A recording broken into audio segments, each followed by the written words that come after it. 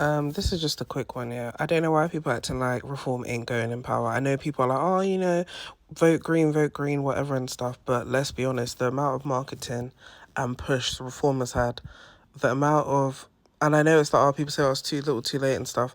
The way Labour are going on, no one is voting for them again. The reason why people are voting for them is because they did that thing of like, oh, is it the lesser of two evils and stuff, where they're like, okay, I'm gonna vote for Labour because obviously I don't want Conservative to come into power, or even though they've been in power for a bit and stuff, Labour's the choice for me. They put their, trust in Keir Starmer. Keir Starmer fucked them over. Cool, not cool, but you get what I mean.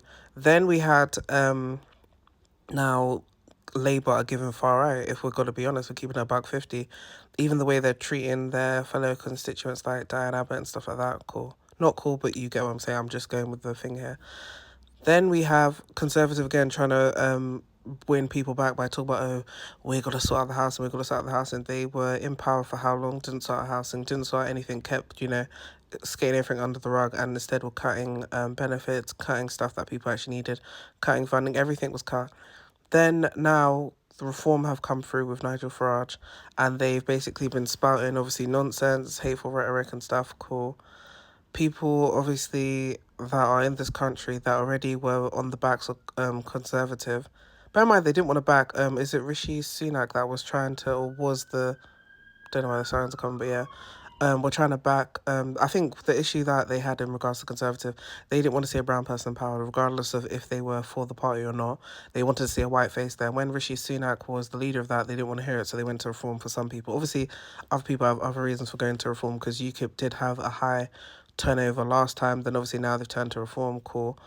The amount of marketing they're doing for reform and the amount of people that are like feeding into it and the backing that they have of other people. I think does he not have the backing of Donald Trump, or am I bugging?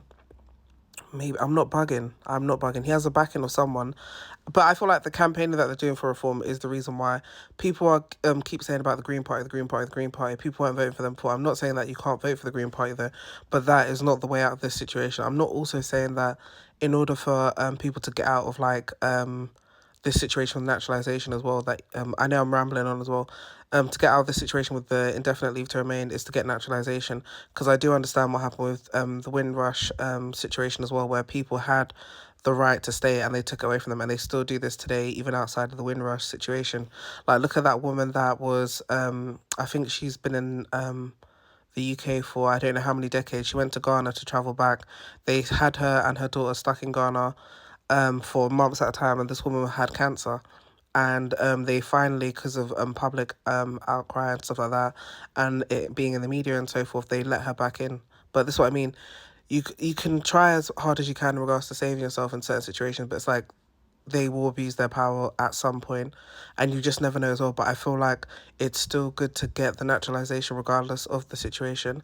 I know it's like, oh, you can't just throw money at a situation, but in this situation, I understand this is probably going to happen in 2029 as well, so there's years to go with this situation, but I feel like it's always good to try and get your paperwork as well.